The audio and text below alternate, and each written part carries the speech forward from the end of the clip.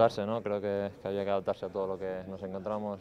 Un rival, como dices, que también se está jugando lo suyo, que juega en casa, con un terreno de juego que, pues bueno, que hay que adaptarse, no es que sea bueno ni malo, simplemente hay que adaptarse.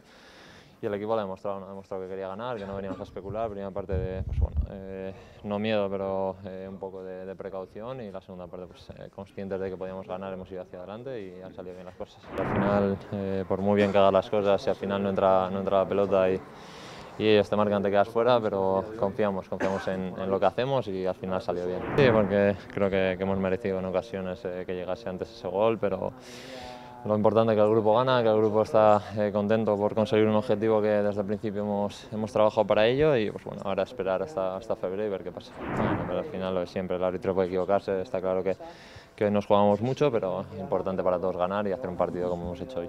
Hay que seguir mirándolas igual, sabemos que no hemos estado a la altura en muchos momentos, confiamos en lo que podemos hacer porque lo hemos demostrado durante otros años, pero está claro que ahora pues, otro partido difícil, otro partido que vamos a intentar ganar, intentar, como dices, salir un poco de la situación que estamos en Liga, pero el partido de hoy nos viene muy bien para coger esa confianza.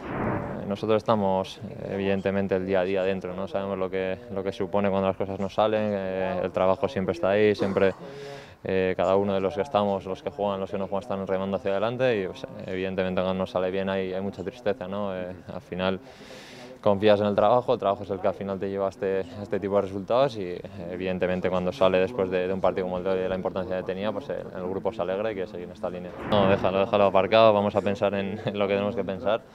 Importante que hemos dado este paso que todos deseamos y que se había complicado, y ahora pues bueno, pensar en la Liga, que es lo que tenemos.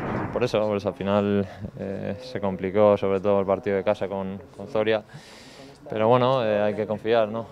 Creo que tenemos ese margen de confianza de nuestra gente, porque hemos demostrado muchas veces que el equipo, a pesar de pasar momentos complicados, siempre intenta dar un paso adelante y cambiar la situación, y bueno, en ello estamos.